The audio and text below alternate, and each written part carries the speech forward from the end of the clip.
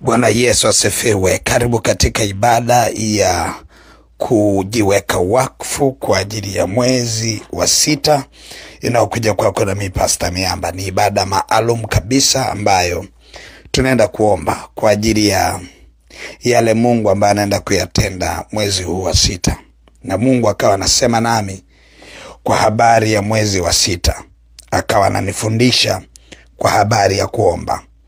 Na akawa anasema na mimi ya kwamba mwezi huu wa 6 utakuwa ni mwezi wa kuomba. Utakuwa ni mwezi wa kuomba. Kwa hiyo nikawa najaribu kuangalia kama utakuwa ni mwezi wa kuomba utaambatana na mambo gani, kwa sababu mtu anaweza akawa anapitia magumu sana akawa anapelekeshwa kuomba.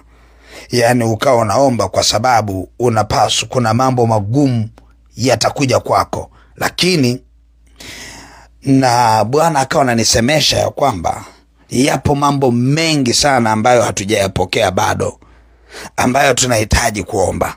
Kwa hiyo ukisikia kwamba ni mwezi wa maombi, usije ukaogopa ukasema ya kwamba labda kutakuwa kuna majanga makubwa yatakomfanya mtu aombe sana. Hapana, Mungu anaangalia mtazamo huu ya kwamba mambo mengi hapo ambayo hatujayapokea tunapoelekea nusu ya mwezi ya mwaka, na hayo mambo hayawezi yakaja yenyewe pasipo kuomba, kwa sababu ni kanuni. Mungu anasema ombeni nanyi mtapewa. Kwa hiyo kama hatujaomba bado hatuwezi kupokea. Anasema tafuteni nanyi mtaona. Tunatafutia wapi? Kwenye maombi. Anasema bisheni nanyi mtafunguliwa. Tunabishia wapi? Kwenye maombi. Kwa hiyo ni lazima kuomba. Ni lazima kuomba ili kutembea kwenye ratiba ya baraka, kwa sababu hiyo ratiba ya baraka ipo kila siku, ipo kila wiki, ipo kila mwezi. Na tunapoenda katikati ya mwaka lazima tuwe tunaendana na ratiba za baraka, ambazo baraka zionekane ni ukweli. Tupo katikati ya mwaka kutokana na baraka tulizo nazo, sio kwa sababu ya miezi inavyoenda. Kwa hiyo tutaenda kurejesha, kuna vitu vitaenda kurejesha, kuna vitu vitaenda kuzaliwa, kuna vitu vitaenda kutokea kupitia maombi. Kwa hiyo tunajiweka wakfu kwa Bwana kwa ajili ya mwezi huu wa 6, mwezi wa maombi. Tutaomba sana. Lakini tunaona kuna mambo mengi ambayo bado hatujayapata. Ukisoma katika kitabu cha Yohana sura ya 16 mstari wa 23 na wa 24, anasema hivi: tena siku ile hamtaniuliza neno lolote. Amin, amin nawaambia, mkimuomba Baba neno lolote atawapa kwa jina langu. Hata sasa hamkuomba neno kwa jina langu. Hata sasa hamkuomba neno kwa jina langu. Ombeni nanyi mtapata, furaha yenu iwe timilifu. Anaposema hata sasa bado hamjaomba, haimaanishi kwamba hujapanua kinywa chako na kuomba. Anamaanisha kwamba bado hatujaenda kwenye viwango vya maombi ya kupokea ama ya kuruhusu furaha timilifu. Na ndio maana anasema ombeni ili furaha yenu iwe timilifu. Anapoongelea timilifu ni kwamba haongelei kwamba hauna furaha, anaongelea ukamilifu, anaongelea ujazo, kwamba tuombe ili furaha yetu iwe timilifu. Kwa hiyo tunapoenda kuomba mwezi huu wa 6, kuna mambo mengi ya furaha yatakuja kukamilika kwenye maisha yako, ili tuweze kupata ile iliyo kamili, inaitwa furaha timilifu. Kwa hiyo tutaenda kuomba kwa sababu tunajua zipo baraka nyingi ambazo Mungu amezikusudia kwetu. Yapo mambo mengi ambayo Mungu ameyakusudia kwetu. Ipo mipango mingi. Anasema tazama na wazia yaliyo mema, kuwapa tumaini siku za mwisho. Ipo mipango mingi ambayo Bwana anatuwazia. Lakini kanuni ni omba ili upate, tafuta ili uone, bisha ili ufunguliwe. Kwa hiyo ni lazima tutaenda mbele za Bwana, tutamwambia Mungu tunajiweka wakfu. Sasa kwa nini tujiweke wakfu? Hilo ni swali muhimu sana. Adui wakati wowote ule, mapambano yake makubwa ni kuhakikisha watu hawaombi. Na ndio maana unaweza ukajikuta wewe ni mtumishi wa Mungu lakini hauombi. Unajikuta unaweza kuwa ni shemasi lakini hauombi. Unaweza kuwa ni mzee wa kanisa lakini hauombi. Unaweza kuwa ni mchungaji lakini hauombi. Unaweza kuwa ni askofu lakini hauombi.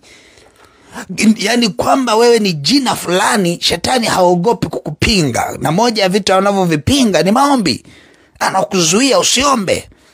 Unajikuta unaamini, ni muamini kabisa, unamwamini Kristo Yesu na unajua kazi ya msalaba ilivyofanya kazi kwenye maisha yako, lakini bado kinywa chako kikazuiliwa usiombe. Sasa unaweza kuanza kujilaumu na kujiona kama we haufai, lakini ni vita. Mungu anajua anavyoachilia watu wake baraka kwa kanuni. Shetani pia anajua kwamba watu wa Mungu wanapokea kwa Mungu wao kwa kanuni.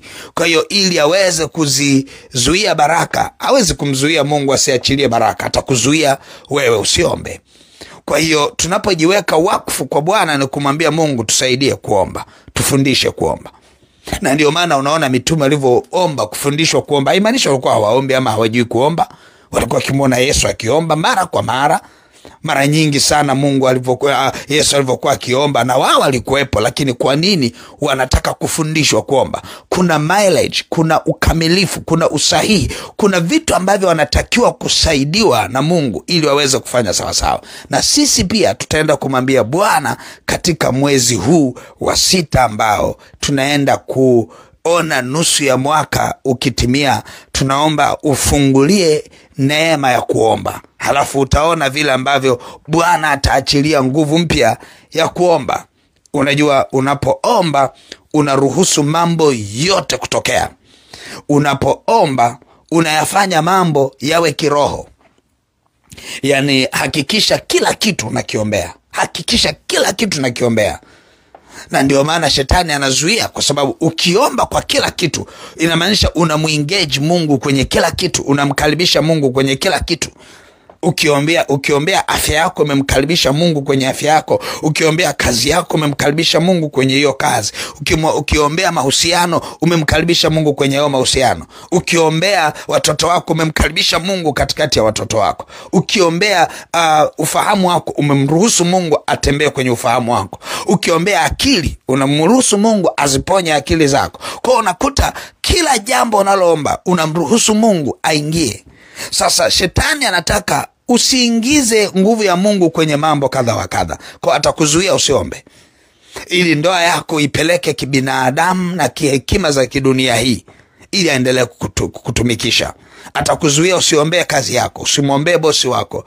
Kwa unajikuta tu mambo hayaendi, mishahara haipandi, unajikuta hupati kibali kwa sababu ulizuiliwa usiombe. Kwa hiyo kati ya vitu ambavyo tunamuomba Mungu atusaidie ni kuturuhusu katika mafuta yake tuombe, ni kututia nguvu katika nguvu zake tuombe, ni kuruhusu familia ziombe, ni kuruhusu kanisa liombe. Baada ya hapo utaona neema. Kwa hiyo kuna mambo mengi yatakuja kwenye maisha yako kwa sababu umeomba. Kwa hiyo tutaenda kujiweka wakfu wakati huu, tutamwambia Mungu tuwezeshe kuomba. Sasa kuna mwingine anaweza sione umuhimu kwa sababu hajajua ni vingapi hajapokea. Nataka kila mmoja anayenisikia, wewe unayejiita kwamba ni umeokoka, lakini wewe mtoto wangu wa kiroho, pia mtoto wangu yeyote wa kiroho, unapoisikia sauti hii ikiongea kwa habari ya mwezi ni wa kuomba, sio ombi, ni lazima. Kwa wewe mtoto wangu wa kiroho, kwa wewe ambaye unaniita mimi baba, kwa maana Biblia inaposema sisi tunafanyika kuwa baba kwa sababu tunawalea watu kiroho. Tunawalea watu kiroho. Kwa hiyo kama mimi ni baba yako kiroho kwa maana ya kukulea, basi swala la maombi mwezi huu ni lazima.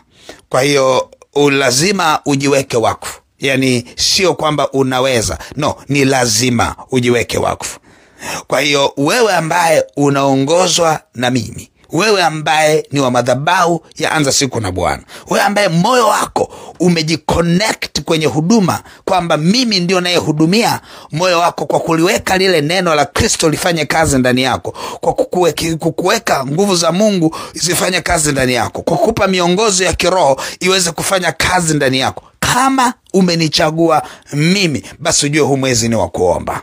ujue mwezi huu hauna option, hauna plan B. Yani huu mwezi hauna uchaguzi. Tutaomba, na tutaomba si kwa sababu tuna mapito mengi. Tutaomba kwa sababu tunataka vile vitu ambavyo Mungu amevikusudia viweze kutokea ndani ya maisha yetu. Kwenda wapi? Kwenda utukufu hadi utukufu. Kwa hiyo ninakukaribisha sana wewe ambaye pia ulikuwa unadhani ya kwamba unasikia tu.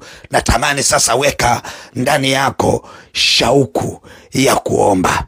Weka ndani yako shauku ya kutaka mwezi huu uombe. Nataka twende mbele za Bwana, tujiweke wakfu kwa Mungu wetu. Na nataka kila mtu ajiweke wakfu leo. Nataka kila mtu ajiweke wakfu kwenye ibada hii ya kujiweka wakfu kwa ajili ya mwezi huu wa 6 wa kuomba. Hata kama umekuwa hujiweki wakfu kwenye miezi mingine yote, kwa sababu nilikwambia huu ni mwezi wa 3, mwezi wa 4 unaweza kujiweka wakfu. Lakini mwezi huu wa 6 ninataka nitoe maelekezo kwamba kila mtu wa madhabahu Ianza Siku na Bwana hakikisha amejiweka wakfu kwenye maombi katika mwezi huu wa 6. Nataka kila mtu aishike sadaka yake. Kila mtu aishike sadaka yake ya kujiweka wakfu. Na sikia ndani yangu kusema kwa staili hii, kwa sababu ni Roho Bwana anayenisemesha ndani kwamba kila mtu, isiwe kama ni ombi, isiwe kama ni mpango wa mtu binafsi, isiwe kama ni uchaguzi. No. Hii iwe ni kila mtu ambaye tupo kwenye safari moja, ambaye yupo kwenye safari moja atalazimika kuishika sadaka kwa sababu ya kujiweka wakfu. Kwa nini alazimike? Kwa sababu tunataka twende kwenye upepo, kwenye wingu, kwenye ushindi wa pamoja. Tunatamani sana twende kwenye ushindi wa pamoja, ili sije katokea siku nikakuuliza hafu kajisikia vibaya, nikakuuliza wewe ulijiweka wakfu kwenye mwezi wa maombi? Yani nitakufuatilia historia kabla hatujaanza kuombeana, kabla hatujaanza kusaidiana kiroho. Nitatrace historia yako, na moja historia nitakayoitrace. Je, ulijiweka wakfu kwa ajili ya mwezi wa kuomba? Je, uliachilia sadaka yako kwenye ule mwezi wa kuomba? Je, ulifuatilia ibada fulani ya maombi ya siku fulani? Yani hivyo vitu nitakuuliza, wala usijisikie vibaya. Kwa hiyo nitakuuliza ili tujue tunaenda pamoja. Lazima niulize, unafuatilia ibada? Je, ibada ya tarehe fulani, na huu mwezi Mungu atanipa neema, nitakuwa naandika na tarehe, ibada ya tarehe fulani. Je, uliomba? Ilikuwa inahusu nini? Uliomba? Yani kuuliza, na usijisikie vibaya, kwa sababu tunataka twende kwenye safari moja. Asipatikane mtu ambaye vitu vyake vimeshikiliwa na adui. Adui lazima aachilie afya za watu. Adui lazima aachilie utajiri wa watu. Adui lazima aachilie familia za watu. Adui lazima aachilie uchumba wa watu. Yani ni lazima uolewe, ni lazima uoe, ni lazima ufanikiwe, ni lazima, yani there's something, kuna vitu ambavyo lazima tu push by fire, by force. Kuna vitu ambavyo lazima tu push, kwa sababu nikikwambia ufanye kwa hiari, unaweza usione umuhimu wake. Nikikwambia utoe kwa hiari, unaweza usitoe. Ninaweza nikakwambia ufanye hiki, unaweza usifanye. Alafu ghafla tukajikuta wakati wengine tunashangilia, mmoja analia. Hatupo tayari kuona mmoja wetu akilia. Tunataka wote tumshangilie Bwana. Ni mwaka wa furaha, ni mwaka wa raha. Ila yamkini kuna vitu havijakamilika kuikamilisha raha yako. Tunajiweka wakfu kwa ajili ya mwezi wa kuomba. Twende mbele za Bwana. Baba mtakatifu, katika jina la Yesu Kristo wa Nazareth, Mungu aliye hai, ninakushukuru sana Mungu wetu kwa vile unavyotupenda. Ninakushukuru kwa vile ambavyo unatupa maelekezo kila siku itwapo leo. Ninakushukuru kwa vile ambavyo unasema nasi kwa Roho yako Mtakatifu. Asante kwa vile ambavyo unaendelea kunipa maelekezo kila siku inapoitwa leo. Ninakushukuru kwa vile ambavyo Roho Bwana unaendelea kutusemesha. Mungu aliye hai, asante kwa maana kila mmoja anayenishikia wakati huu anaenda kujiweka wakfu kama vile ambavyo Mungu umenipa maelekezo. Na kila atakayejiweka wakfu, Mungu aliye hai, utaachilia nguvu ya kuomba. Kwa Roho yako Mtakatifu utaachilia nuru ya maombi, na ile hali ya uzito wa maombi haitakuwepo tena. Mungu aliye hai, asante kwa maana ni mwezi wa kuomba. Kuna mambo makubwa umesema unaenda kuyarejesha. Kuna mambo makubwa yanaenda kuzaliwa, na kuna mambo makubwa ulikuwa unaenda kuyakamilisha. Mungu uliyeahidi, naomba rehema na neema, usimwache mtoto wangu awaye yote uliyenipa nimlee. Mungu uliyeahidi, naomba awaye yote kwenye madhabahu ianza siku na Bwana asija akapotoka. Mungu uliyeahidi, naomba awaye yote anayenishikia wakati huu ukampe ndani yake hali ya kupenda katika kuomba na hali ya kupenda katika kujiweka wakfu. Bwana, tunajiweka wakfu katikati ya mafuta ambao Mungu amesema tutakapojiweka wakfu yataanza kumiminika ndani yetu. Mungu uliyeahidi, naomba mafuta yale yamiminike ndani yetu kwa kila anayenisikia. Bwana, usimwache mtoto wangu awaye yote. Mungu uliyeahidi, adui asipate nafasi ya kumdanganya awaye yote katika jina la Yesu. Roho Bwana, ninaomba ukaachilie moyo wa utayari kila moja kujiweka wakfu katika mwezi huu, ili ile mipango ya adui ikafe, ile mipango ya adui ikaangamie, mipango ya magonjwa ikafe, mipango ya mauti ikaondoke katika jina la Yesu, mipango ya uharibifu ikaondoke. Mungu aliye hai, kwa kuwa we Mungu waujua mwisho kabla ya mwanzo, na mtoto wako anayenishikia wakati huu anayaona ya leo, hayaoni ya kesho. Mungu aliye hai, ninaomba umsaidie, umtie nguvu, aone ile nguvu ya kujiweka wakfu na umuhimu wake katika jina la Yesu Kristo wa Nazareti. Mungu aliye hai, Baba, nalibariki na kuliinua jina lako juu sana, jina lipitalo majina yote, jina tulilopewa na damu, tupaswalo kuokolewa kwalo, jina lako Yesu ninaliinua juu sana. Bwana, mimi na watu wangu tunaliinua jina lako Yesu juu sana. Mungu aliye hai, asante kwa maana wewe umetukuka. Kiti chako cha enzi na kiti chako cha rehema ni cha milele, maongeo ya enzi yako ni ya umilele. Mungu aliye hai, tunaliinua jina lako juu. Tunakushukuru kwa neema uliyoachilia kwetu. Roho Bwana, asante kwa maana mafuta unayoachilia kwa mwezi huu kwenda kukamilisha mwaka yatakuwa ni mafuta ya kumiminika, yatakuwa ni mafuta ya kumwagika, yatakuwa ni mafuta ya kuchuluzika hata tukazibeba baraka zote katika jina la Yesu Kristo wa Nazareth. Mungu aliye hai, ninaomba asipatikane hata mmoja ambaye adui atamshikilia. Baba, ninaomba tupe neema ya kumove, ya kuondoka, ya kuenda katika viwango vipya ambavyo umevikusudia katika jina la Yesu Kristo wa Nazareth. Mungu aliye hai, amen, amen, amen. Mungu wangu akubariki sana, Mungu wangu akuinue sana. Basi wakati huu tunaenda kujiweka wakfu kwa sadaka zetu. Utaisemea ile sadaka yako ambayo ipo ndani ya moyo wako kwa ajili ya kwenda kujiweka wakfu katika mwezi huu. Nataka tuende mbele za Bwana. Mungu aliye hai, na kushukuru kwa ajili ya kila anayeshika sadaka kukutolea na kujiweka wakfu. Baba, ninaomba katika jina la Yesu Kristo wa Nazareti, sadaka hii ambayo mtoto wako anaitoa ukaikubali, ukaipokea na kuitakabali, inapokaa kwenye kiti chako cha enzi ikapiga kelele ya kwamba ni sadaka ya kujiweka wakfu katika mwezi wa maombi. Tusaidie Roho Bwana katika mwezi huu, katika nguvu na ushindi, tukateke baraka zetu zote na tukatembea katika ushindi na mpango wako uliokusudia wewe Jehova. Ni katika jina la Yesu Kristo wa Nazareti, amen. Basi utaishika sadaka yako, utaiachilia katika ile lipa namba ya M-Pesa ambayo ni 577876 au namba za mawasiliano 0713842123 au 0744982517. Mungu wangu akubariki na uwe na mwezi mzuri na uwe na mwezi wa baraka katika jina la Yesu, amen.